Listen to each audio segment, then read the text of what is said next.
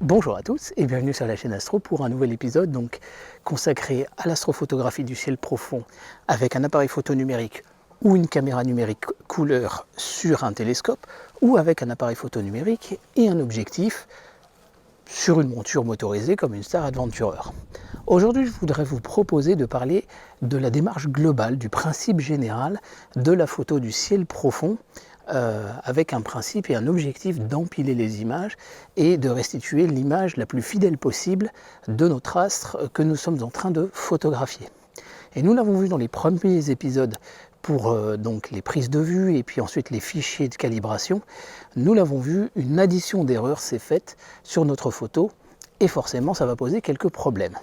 Alors juste un bref rappel quand même, c'est déjà qu'est-ce que nous allons pouvoir photographier avec ces techniques d'astrophotographie du ciel profond. Les planètes, on oublie, c'est beaucoup trop petit. La Lune, c'est pas nécessaire du tout de faire quelque chose d'aussi complexe, elle est tellement lumineuse qu'on n'a même pas besoin de motorisation pour faire déjà des photos de bonne qualité. Le Soleil, c'est pareil, pas besoin de motorisation, donc on va oublier ces techniques-là. Satellite artificiel, c'est pas tellement l'objet non plus. Au global, on va s'intéresser à tout ce qui est à l'extérieur du système solaire, plus les comètes. Vous avez donc à l'extérieur de notre système solaire des amas d'étoiles, des amas ouverts, des amas globulaires. Vous avez des nébuleuses planétaires, vous avez des nébuleuses diffuses par émission ou par réflexion, vous avez des galaxies, et donc on l'a dit, dans notre système solaire, vous avez également des comètes. Voilà à peu près tout ce que nous allons photographier. Vous allez pouvoir aussi faire des scènes globales, plus générales, avec donc un objectif, même un 14 mm par exemple, sur une Star Adventurer. Là, avec le Samyang 135 et un Sony A7S, voilà un petit peu le genre de nébuleuse que vous pouvez révéler. Et puis bien évidemment, les comètes avec un télescope de 200-800. Voilà, des amas d'étoiles globulaires. Là, c'est un télescope Ritchey-Chrétien de 500 mm, mais toutes ces photos ont été faites avec les techniques que nous allons voir ensemble pour restituer correctement les couleurs, pour restituer correctement finalement et le plus fidèlement possible finalement ces astres du ciel qui nous entourent et qui sont au-dessus de nos têtes.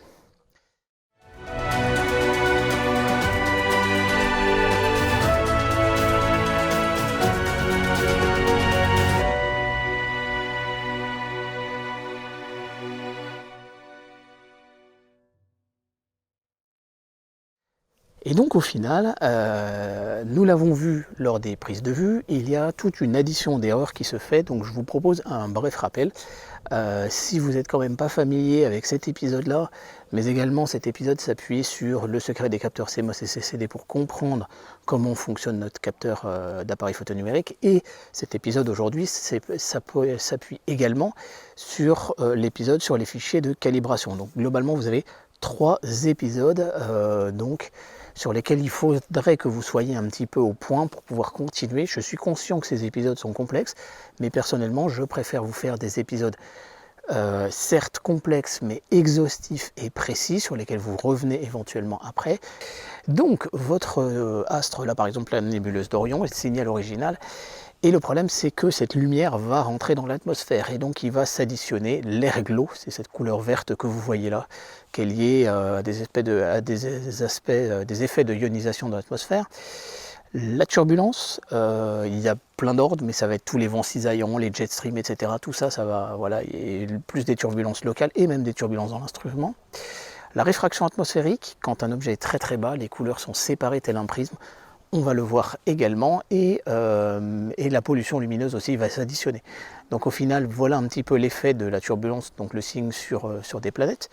Voilà Saturne avec un mauvais signe, avec une forte turbulence, et par contre Saturne avec un signe qui est déjà un petit peu meilleur. Et il y a des sites qui se prêtent pas tellement à la haute résolution. Alors en ciel profond, on a un grossissement moindre, mais on peut voir ce que ça donne avec un mauvais signe, là, ici sur la nébuleuse Helix, avec un signe plus habituel déjà ici, et puis avec un signe qui est nettement meilleur. Alors c'était à l'observatoire de Saint-Véran, mais il y avait quand même plus de vent. Et donc globalement j'avais une vibration verticale sur le photostroke. Et donc forcément voilà, l'image est un peu moins bonne. Mais voilà ce qui vous donne un petit peu comme idée un peu des problématiques que l'on peut rencontrer en acquisition du ciel profond. La réfraction atmosphérique sépare les couleurs, c'est un phénomène qui existe également en photo du ciel profond, il n'y a pas de raison que ce soit différent. Simplement en photo du ciel profond, on grossit beaucoup moins au regard des pixels. On n'est pas du tout sur un rapport focal sur diamètre à 12, 15, voire 20 quand on fait de la photo planétaire. Là, on est sur des rapports focal sur diamètre à 4, 6, 8 au plus. Quoique certains en fassent à f10, et donc forcément elle est moindre. Là-dessus, on n'est pas obligé du tout d'utiliser un correcteur de dispersion atmosphérique comme on le voit en planétaire. Par contre, on va éventuellement faire une correction des couches rouges, vert, bleu de nos photos. C'est quelque chose que j'ai eu à faire sur une photo en haute résolution que j'avais faite avec le télescope Ritchey-Chrétien 500 mm de l'observatoire de Saint-Véran, photo qu'on a vue tout à l'heure au début de l'épisode là, donc de l'amas globulaire M13 qui était assez bas à ce moment-là. Donc il faut le savoir, ça va poser quand même un petit problème. Les distorsions causées cette fois par l'instrument sont importantes, il est important de les comprendre, il est important de pouvoir les gérer. On a déjà tout ce qui va être erreur de suivi. Vous savez, la Terre tourne sur elle-même, donc forcément, en apparence, le ciel tourne autour de nous. Et le rôle d'une monture équatoriale, comme la monture en fer à cheval ou comme la monture équatoriale allemande, c'est de compenser ça. Mais sauf que c'est jamais précis, c'est jamais parfait en fait, de par la mécanique, de par des vibrations sur le sol, machin, etc. Tout ça, ça manque un petit peu de précision. Et donc ça va avoir un impact quelquefois sur les images avec des étoiles peut-être un petit peu plus enfarinées, ou voire carrément des étoiles avec des petits traits et des petites choses comme ça. Des aberrations optiques, là très clairement on est quand même sur une modification de la trajectoire de la lumière pour pouvoir aller former notre image sur le plan focal de l'instrument et donc au niveau du capteur. Et donc là bien évidemment tout ce qui va être lentille, tout ce qui va être miroir, etc. il y aura forcément des petites erreurs et des petites anomalies et ça va poser quelques petits problèmes aussi. Le vignettage, c'est le fait que votre capteur soit carré ou rectangulaire alors que vous avez une optique qui est typiquement ronde et donc en conséquence les coins sont plus sombres. Et les poussières, bien évidemment, vous aurez quasiment forcément toujours un petit peu des petites poussières, en tout cas les plus grosses on va essayer de les enlever, mais la perfection n'est jamais de ce monde. Enfin, au final, on va arriver dans notre capteur d'imagerie numérique, que ce soit un appareil photo numérique ou une caméra donc pour le ciel profond. Et là, vous allez avoir des poussières sur le capteur, beaucoup plus petites, certes, mais par contre beaucoup plus sharp, beaucoup plus nettes et donc très très gênantes au final. Vous allez avoir une sensibilité rouge, vert, bleu inégale, c'est-à-dire que généralement, les appareils photo numériques sont très sensibles dans le vert, comme la sensibilité de l'œil humain, et beaucoup moins sensible dans le bleu et dans le rouge. Simplement, quand on veut photographier les nébuleuses, et en particulier toute l'hydrogène H-alpha, c'est-à-dire la partie rouge des nébuleuses, et bien là, on va essayer de booster le rouge. On est vraiment sur les limites de sensibilité de l'œil, et là-dessus, on va soit défiltrer notre appareil photo numérique, soit avec les capteurs pour le ciel profond, ils sont déjà défiltrés d'office. Et donc là, bien évidemment, on se retrouve avec une sensibilité rouge-vert-bleu qui n'est pas du tout la même. Et un des problèmes, par exemple, c'est que vos étoiles n'auront pas la bonne couleur. Donc ça c'est un truc à bien considérer si on veut restituer fidèlement la scène. Et enfin, la dernière chose, vous allez avoir les pixels, enfin les photosites qui sont morts. Là, clairement, ça va faire un point rouge, un point vert ou un point bleu. Le signal thermique qui est globalement que le capteur étant électrique, alimenté avec de l'électricité et des transistors actifs à l'intérieur, il va chauffer et il est sensible à ses propres infrarouges. Et ensuite un signal de lecture qui est inhérent à toute lecture et à tous les transistors, etc. Et tout ça, ça va avoir des petites perturbations sur l'image au final. Donc je le rappelle, nos capteurs sont constitués de photosites. Alors, les tailles 2,4 micromètres, on est plutôt sur des caméras planétaires. 5,86, là, on est sur des appareils photo numériques jusqu'à 8,5 micromètres, par exemple, pour le Sony A7S. Après, ça dépend du nombre de millions de pixels, etc. Et globalement, vous avez ce qu'on appelle une matrice de Bayer, avec des pixels rouge, vert, bleu. Et en fait, on va détecter, on va deviner les autres, en fait, au final, si vous prenez ce pixel qui est bleu là par exemple, eh bien en fait on ne sait pas réellement ce qui est arrivé en vert et ce qui est arrivé en rouge à cet endroit là. Et donc en fait on va deviner, c'est l'opération de dématrissage et ça se fait un peu automatiquement, mais bon voilà, faut le savoir, c'est comme ça que sont faits ces appareils photo, donc ces capteurs, donc je vous renvoie à l'épisode sur le secret des capteurs CMOS et CCD pour mieux comprendre. Alors au final, notre acquisition n'aura pas été parfaite et on va essayer de compenser un tout petit peu tout ça, corriger un tout petit peu tout ça. Alors déjà, si on redescend, l'airglow, c'est une addition. On peut la soustraire avec des filtres. Donc les filtres CLS par exemple permettent de ou Skylo il me semble, on va soustraire justement, enfin on va annuler cette dominante verte là, ça peut aider un petit peu, c'est pas obligé. Les filtres contre la pollution lumineuse, notamment le UHCS ou le L-Enhanced de chez Optolong que vous pouvez trouver chez Opticum der Linden par exemple, eh bien après, il y a les autres filtres de chez Optolong, bien évidemment, le L Pro, etc. Personnellement, je préfère le L Enhanced. Ils vont nous permettre de compenser la pollution lumineuse, de la réduire, et donc ça va nous permettre d'allonger quand même un petit peu les temps de pause. Au niveau des erreurs de suivi, il va falloir essayer de faire une mise en station la plus précise possible. On peut utiliser par exemple ce genre de petite caméra, le Polemaster. On a les raquettes donc de guidage des montures qui peuvent nous donner beaucoup d'indications justement sur les erreurs de la monture en utilisant le GoTo et en voyant les erreurs de pointage. Ça, je vous renvoie sur la chaîne Astronico, il en a parlé. Et globalement, on va mettre en œuvre un autoguidage avec une petite caméra par diviseur optique ou une petite lunette en parallèle qui va suivre une étoile et qui va donner des petites consignes de correction. Donc tout ça, ça va nous permettre de limiter les erreurs de suivi. Au niveau des aberrations, eh bien on va travailler avec des correcteurs optiques, par exemple un correcteur de coma sur les télescopes de Newton, et on va bien régler ce qu'on appelle le back focus, c'est la distance entre l'imageur et le correcteur. C'est très long à faire, mais c'est impératif pour avoir des images de bonne qualité, croyez-moi. C'est quelque chose qui m'a posé quelques petits soucis ces derniers jours. Et enfin, l'autre technique qu'on va mettre en œuvre lors des prises de vue, c'est le dithering, c'est-à-dire qu'on va faire une photo, et ensuite on va décaler une ou quelques photos, et ensuite on va décaler l'ensemble de la scène de quelques pixels et refaire des photos. Ce qui veut dire que le même photosite du capteur ne va pas avoir photographié tout le temps le même photosite la même zone du ciel. Et donc on va lisser avec ça les petites différences de sensibilité entre les différents photosites, les différences voilà, de signal de lecture, de sensibilité des transistors, etc. Et ça va permettre d'améliorer encore la qualité d'acquisition. Donc le dithering, ça c'est obligé d'avoir un ordinateur pour le faire parce qu'il va falloir coordonner les mouvements de correction de la monture avec les prises de vue. Il faut le faire entre les prises de vue, donc c'est un peu plus compliqué à mettre en œuvre. Mais sachez que ça existe. Et enfin, on va faire donc les bias, donc pour caractériser le signal de lecture, les darks pour caractériser le signal thermique et les pixels morts, on va le voir comme ça, et ensuite les flats pour caractériser tout ce qui va être poussière, vignettage, sur notre capteur.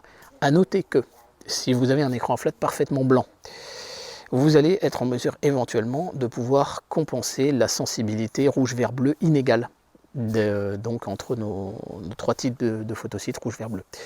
Ça va dépendre du logiciel de traitement. C'est utilisable avec Iris ou avec PixInsight. Il me semble que pour Cyril ce n'est pas le cas. Voilà, et donc je vous propose ensuite de continuer avec la compréhension, une explication du principe général pour le pré-traitement et le traitement. Maintenant que nous avons vu finalement ce qui s'était passé au moment des prises de vue et globalement pourquoi on avait fait les fichiers de calibration et globalement qu'est-ce qu'on avait mis en œuvre pour essayer de compenser un petit peu et de limiter la casse, nous allons voir ce que nous allons pouvoir réaliser au moment du pré-traitement et du traitement. Alors, au niveau du pré-traitement, la première chose à faire, bien évidemment, ça va être d'essayer de revenir finalement à cette image telle qu'elle était rentrée à l'intérieur de l'instrument. Alors pour ça, qu'est-ce qu'on va faire? On va faire un tri. On va faire un tri des photos. C'est-à-dire que si vous avez des photos vraiment trop bougées ou trop floues, on va les supprimer ou éventuellement leur donner une importance moindre dans la suite du traitement. Certains logiciels le font automatiquement, d'autres le font de façon plus manuelle, mais il faut savoir que ça existe. Ensuite, pour chacune des images brutes, on a dit qu'on avait l'effet de vignettage et ensuite on avait l'addition du signal thermique et du signal de lecture sur le capteur. Donc on va faire finalement un master bias, un master dark, un master offset, qui sont la moyenne de chacun. Sachant que un master dark contient, donc les darks en fait contiennent du signal de lecture également. Donc on n'est pas obligé pour ça c'est pour ça qu'on n'est pas obligé de faire des offset bias. L'autre chose, c'est que les flats eux-mêmes contiennent une information de dark, c'est-à-dire et d'offset, c'est-à-dire finalement l'addition par le capteur lui-même au moment où on a fait les flats. C'est pour ça qu'on a fait des dark de flat et qui seront soustraits également. Donc on fait un master dark flat, donc la moyenne de tous, et on va venir le soustraire à chacun des flats et faire la moyenne de tous ces flats. Donc au final, on a 3 voire 4 fichiers master. On peut avoir un fichier master offset bias, lui pourra servir à optimiser les autres. C'est-à-dire que la température variant au fur et à mesure de la nuit, on sera en mesure de détecter finalement que telle prise de vue a été faite à une température un peu plus chaude ou plus froide qu'au moment où on a fait les fichiers de dark. Il faut le savoir, ça peut exister. Mais vous n'êtes pas du tout obligé d'utiliser cette technique-là. Et au final donc, pour chacune des images brutes de notre ciel, on soustrait l'addition électrique et thermique du capteur, on fait une division par le flat, c'est-à-dire que les zones qui étaient plus sombres, on va les remettre plus lumineuses. Et on va retrouver finalement l'ensemble du signal, de l'image qui est rentré à l'intérieur de l'instrument au moment de cette photo-là. On va faire ça pour toutes les photos donc de notre scène, toutes les brutes. On va ensuite les aligner. Et lors de l'alignement, on va faire également une soustraction de cosmétiques, j'en ai pas parlé, c'est enfin un nettoyage cosmétique, c'est-à-dire que les pixels morts, on va les supprimer. Donc on va faire à ce moment-là ensuite une réjection, c'est-à-dire que quand on va avoir aligné chacune des photos les unes sur les autres, on va s'apercevoir que certaines étoiles sont un peu plus enfarinées ou sont un petit peu plus ovales. Et donc en fait on va avoir des pixels déviants, c'est-à-dire qu'on va s'apercevoir qu'il y a un truc qui n'est pas sur toutes les images. Si vous avez un avion qui passe, il ne sera que sur une seule photo. Et donc là on va se dire là il y a un truc qui déconne là-dessus, on va l'ignorer. Donc ça c'est ce qu'on appelle la réjection, c'est très puissant. PixInsight le fait très très bien, il y a Iris qui le fait également, non Cyril qui le fait également. C'est très très puissant et ça permet justement de bien nettoyer une image d'autres petits problèmes. Effectivement, je n'ai pas parlé que dans la perturbation atmosphérique, on pouvait avoir les passages d'avions et d'aéronefs et de satellites. À partir de ça, donc, on a chacune des brutes pré-traitées et une fois qu'elles sont alignées, elles vont être additionnées et ça va nous faire une image finale. Cette image finale, eh bien, elle va représenter finalement globalement ce qui est rentré à l'intérieur de l'instrument. C'est pas encore parfait, mais on a déjà beaucoup de choses qui ont été faites.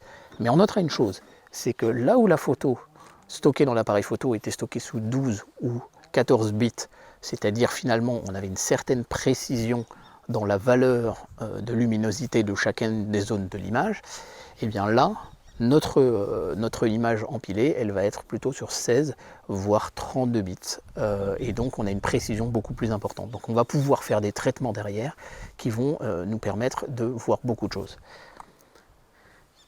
Et c'est le rôle justement de l'étape de traitement. On va pouvoir faire plusieurs choses. Je vous avais dit que la correction de la sensibilité rouge, vert, bleu inégale, on allait avoir plusieurs possibilités de le faire. Alors au moment où on a fait le pré-traitement, il y a une technique qui s'appelle des flats sans normalisation. Je m'explique, c'est un petit peu compliqué mais c'est très puissant. Ça marche sur PixInsight et sur Iris, a priori Cyril ne le propose pas. L'idée c'est que si j'ai fait mes flats avec un écran parfaitement blanc, eh bien le pixel bleu qui est moins sensible que le vert et le rouge, eh bien il sera moins sensible également face à mon flat blanc. Et donc à partir de ce moment-là, comme je vais diviser le bleu par le bleu, le rouge par le rouge et le vert par le vert, et bien à ce moment-là, en fait, mon image, la correction de balance de blanc sera déjà faite. Ça marche très bien. Personnellement, moi j'utilise essentiellement ça. L'autre possibilité, c'est d'avoir des flats normalisés, ce que fait Cyril et ce que propose PixInsight via une option. Là, à ce moment-là, il va falloir corriger manuellement la balance des blancs. Donc pour ça, à la limite, vous faites des photos d'un écran blanc en pleine journée, d'une feuille de papier blanche.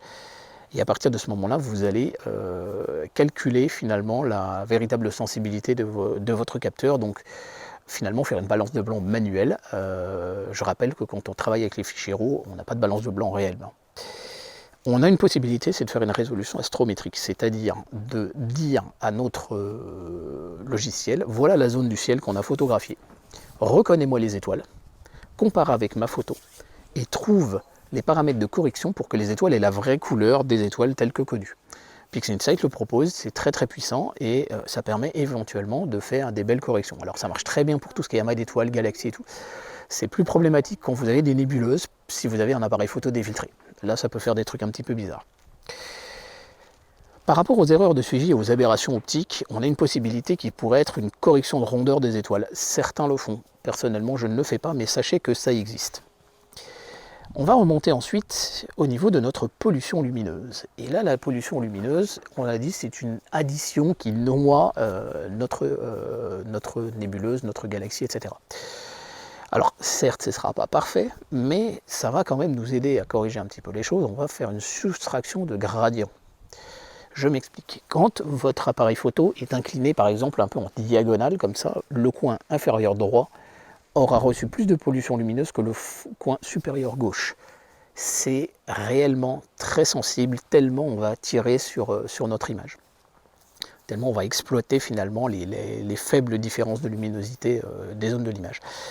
C'est une des raisons pour lesquelles d'ailleurs je ne peux pas faire vraiment de live en réalité, en visuel assisté sur la chaîne, parce que les logiciels de visuel assisté ne le proposent pas. Et chez moi, mon capteur est forcément incliné à cause de la pollution lumineuse, et ça pose un vrai problème. Et donc ça, c'est un des problèmes que j'ai à ne pas pouvoir faire de visuel assisté. La soustraction de gradient, qu'est-ce qu'on va faire? C'est qu'on va sélectionner plein de points dans l'image qui sont à l'extérieur de notre objet, donc autour de notre galaxie, de notre nébuleuse et tout. Et on va lui dire, bah, écoute, calcule-nous le dégradé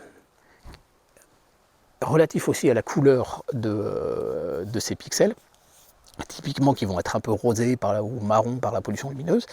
Calcule-moi le dégradé qui correspond à cette addition par la pollution lumineuse vis-à-vis d'un fond de ciel qui aurait été noir et uniforme. Et il nous calcule ça, et le soustrait sur le global de l'image. Là, à ce moment-là, ça va révéler notre nébuleuse, notre galaxie de façon assez affolante. C'est quelque chose que je fais quasiment tout le temps, en fait, sauf exception. Si je vois vraiment que le fond de ciel est très très propre, je ne le fais pas, mais sinon je le fais. Ça m'est déjà arrivé de le faire à Saint-Véran, ça le fait aussi quand on est en fin de nuit et qu'on voit la lumière du jour qui commence à apparaître. On peut faire un alignement des couches rouge, vert, bleu à cause de la réfraction atmosphérique, c'est une possibilité aussi. La turbulence, on peut faire une réduction d'étoiles et une déconvolution, c'est-à-dire de dire mais ça c'est pas rond comme ça, c'est rond plus petit. Et en fait, il y a des algorithmes très puissants qui vont être capables de recalculer ça et de le calculer sur le global de l'image et de redonner de la netteté. C'est assez bluffant. Enfin, nous allons exporter notre image, mais avant ça, on a 3 choses à faire au minimum, et ça c'est obligatoire.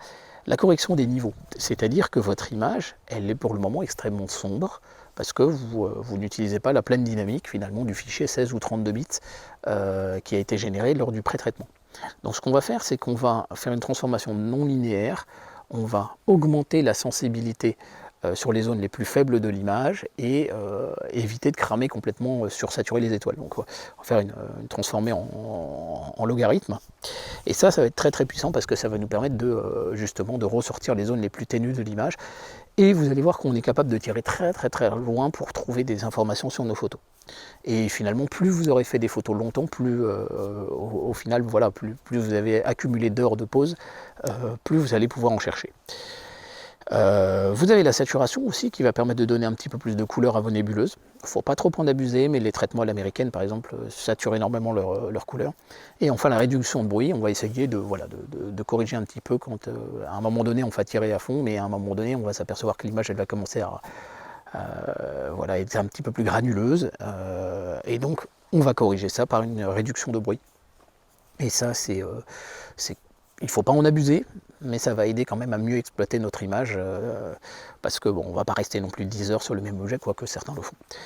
Voilà un petit peu le principe générale pour comprendre un petit peu les tenants et les aboutissants de comment on va faire notre traitement astrophoto. Donc je vous invite, si ce n'est déjà le cas, à vous abonner bien évidemment à ma chaîne, et vous avez ma playlist sur la photo du ciel profond, où vous avez déjà 70 vidéos avec justement des liens vers des vidéos d'autres chaînes que la mienne qui ont déjà traité de ces sujets-là.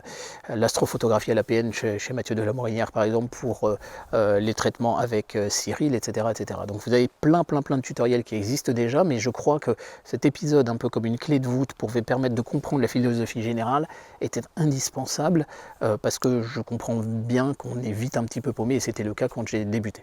J'espère que cet épisode vous aura aidé. Voilà, tous ces épisodes sont bien évidemment intégralement gratuits et les plus exhaustifs possibles. Donc n'hésitez pas à partager cet épisode autour de vous quand vous voyez des débutants en astrophotographie, finalement, globalement, à leur faire connaître la playlist.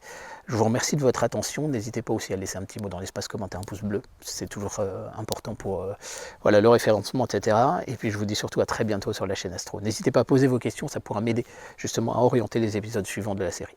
Merci, au revoir.